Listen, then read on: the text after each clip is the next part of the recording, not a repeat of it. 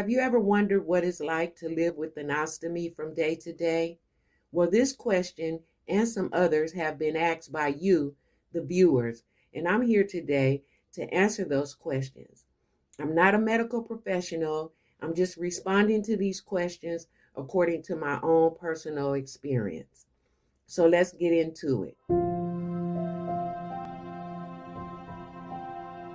My first question is from Rebecca, and she asked, can you talk about your daily routine in a video? What has changed since the surgery on a day-to-day basis? Nothing much has changed, Rebecca, except that on the weekends when I go out on a date with my husband, or I'm hanging out with my friends, or I'm doing an event for my candle business, I have to carry with me a change of clothes and ostomy supplies. That way, if I have an accident, which I haven't had one since I've been out in the public, but just in case, I will have a change of clothes and I will be able to change my bag because I have my supplies with me. My everyday life is work.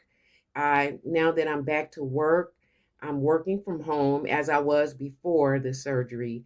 And so I'm here most of the week. I take breaks in between while I'm working, and I walk my dog and I eat, and that's basically it.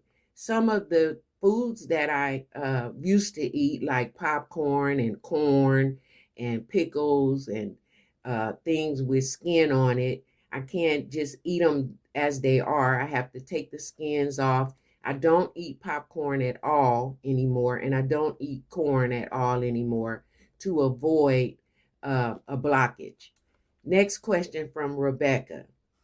Can you make a video about how you travel with your colostomy bag and what travel looks like for you these days? Well, yes, I've traveled once. I've only had my ostomy 7 months. And so I've traveled to Orlando, Florida for an ostomy conference. And with that, I didn't have any problems with TSA, except that when I was going through the checkpoint, they asked me to remove my bag. And I believe they were thinking that I had either a purse pouch or a fanny pack on because I had a bag cover on that was colorful and it looks like a fanny pack. So I just explained that I wasn't able to take it off because it was attached to my body and that it was a colostomy bag. Also, the United Ostomy Association of America provided for us these cards that we carry with us, and they indicate that we have disabilities. We have colostomy bags, urostomy, and ileostomy bags. And so once we show that, if we have to, that's the end of it. No problems. So thank you, Rebecca, for your questions. I will be going on a cruise in a few days, and I will share with you what that experience was like or if I had any complications. My next question is from Mike. Now, Mike, I'm going to tell you again, I am not a medical professional.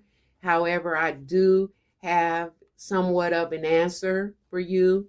And the question is, would the procedure you had to save your life be the same for a man and a woman, being it was in the rectum and colon and not prostate? Well, the answer is yes, and I will tell you why. Because of the sphincters that control your bowels.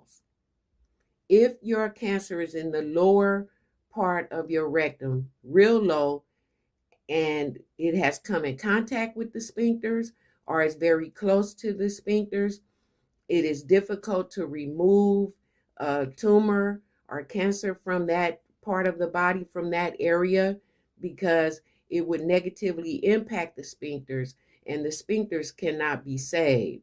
If your sphincters are there and they have done a surgery, those sphincters will no longer be controlling your bowels, and you would need diapers. So in order to avoid that, they remove the anus, the sigmoid colon, and the rectum. And so the sphincters are no longer an issue because you're going to have the permanent colostomy bag. You did mention colon.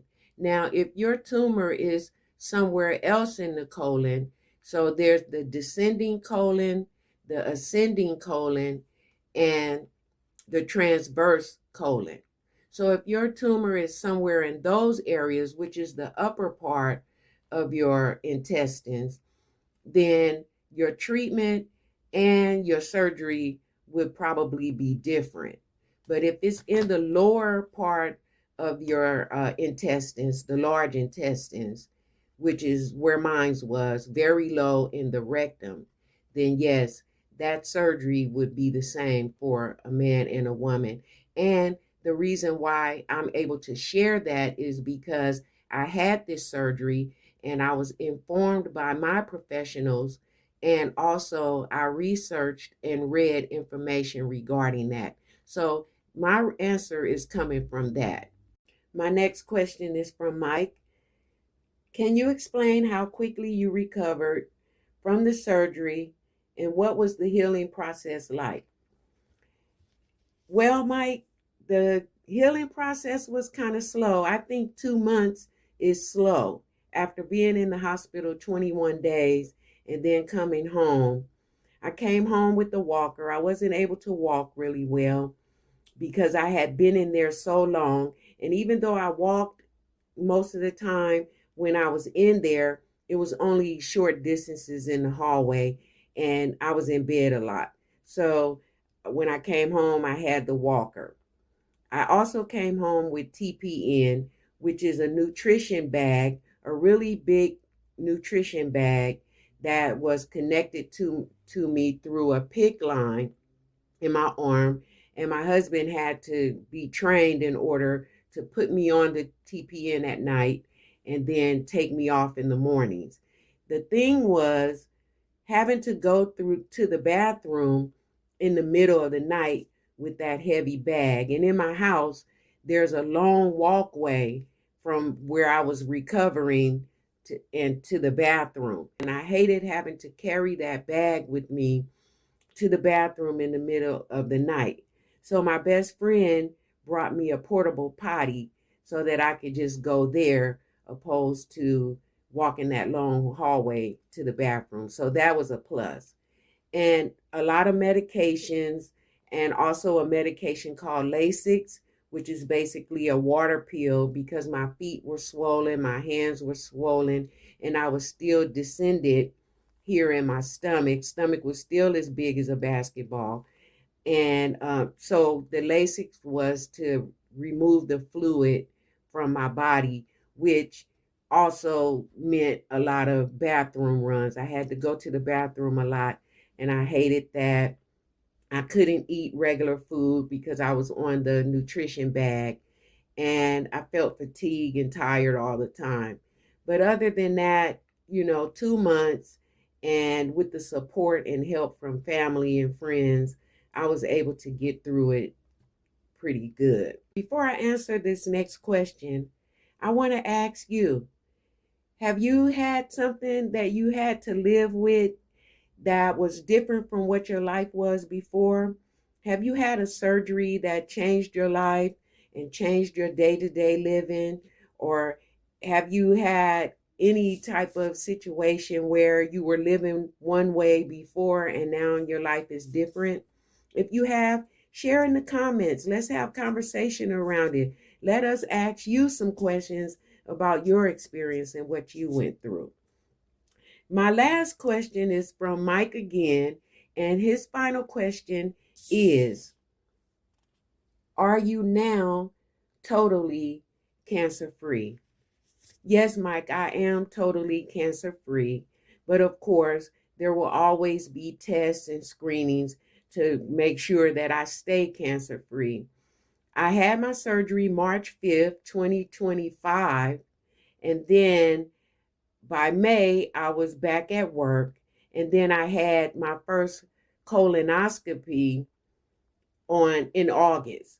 And that colonoscopy was performed through my stoma. And the results came back that I'm totally clear. So the answer is yes, I am totally cancer free at this point, and I will continue to keep checking. I want to thank you guys for your questions today. I really enjoyed answering them, and I hope that I was able to answer them as effectively as possible. I look forward to more questions. I will also be asking you questions, and I would like to encourage you to like, share, and subscribe. Hit the notification bell so that you don't miss any videos that will be coming up. There will be a video coming up next where I will do a bag change on screen, on camera, if you're interested in that. Thank you again for watching, and I will see you in the next video.